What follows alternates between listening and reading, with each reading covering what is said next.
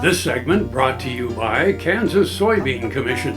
Progress powered by Kansas farmers. Here we are again.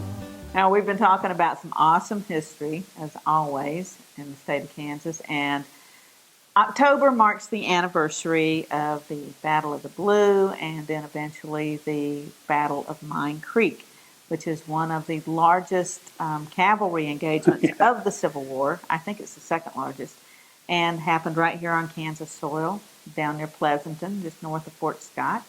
So if you've never been down to that site, keeping the sites open is a challenge for the Kansas State Historical Society. And, so call ahead or go on the website to make sure they're open.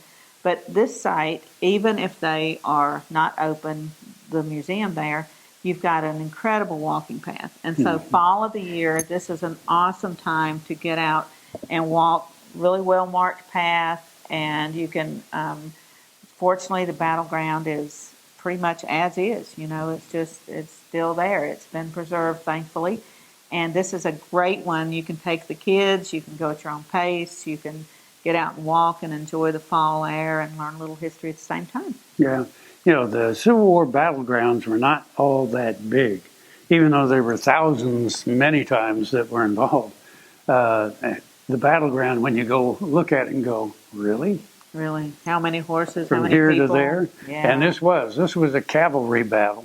And it was recounted by civilians that were there, and of course some of the soldiers. It's a great story, and I hope you'll enjoy it. This year marks 152 years since the largest Civil War battle on Kansas soil and one of the largest cavalry engagements of the Civil War. We turn to the Kansas State Historical Society for a personal story of that day. On the morning of October 25, 1864, the settlers who lived along Mine Creek in eastern Kansas awoke to the rumblings of war. Barbara Jane Dolson, young wife of a Union soldier serving the state militia at Meridacine, was at home with her mother on the Palmer family farm.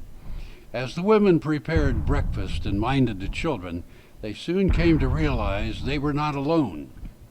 The Confederates came first. Rebel officers compelled Barbara Jane and her mother to feed their men with the meager fare from the women's own table.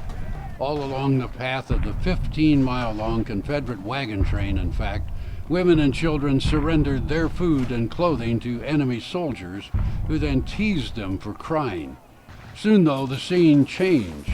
Confederate men passed the Palmer homestead more and more swiftly, and the line became a disordered mob. For not far behind the rebels rode the Union cavalry, intent upon halting the destructive march of their foe. Before long, the pastures of the Palmer land, as well as the land of their neighbors from the town of Trading Post, south along the old Fort Scott Road, teemed with men and horses. The women of Mine Creek greeted these men in Union blue with more hospitality than they did the ragged, gray Confederates. In his later writings, Mine Creek Union Army veteran Captain Richard Hinton reminisced. In front of a log cabin stood an old lady with several children clinging to her skirts, fearless of the leaden shower which ceaselessly pattered against the cabin wall.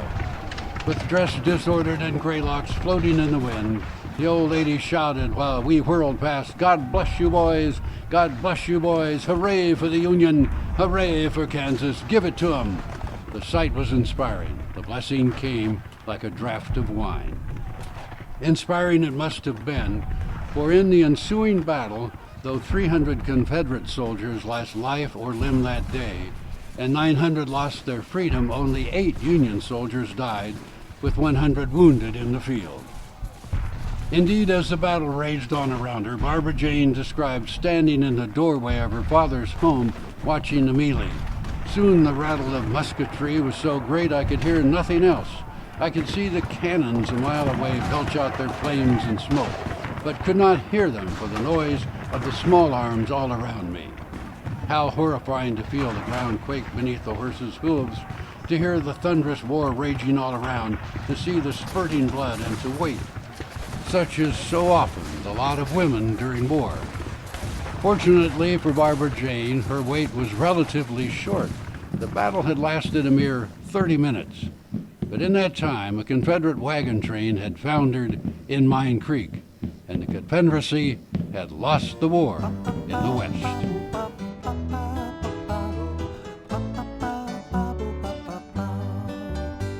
I was in an accident where I fell off a roof. I don't know why I started to research stem cells, but I did. And I visited with the doctors. They were excellent. I had my neck done, my shoulders done, section of my back, my hips, my sacrum, my sciatica, and my tailbone. Now I am having better range of motion in my arms and my neck and my back. It was a long road to get there, but I'm so glad that I found them.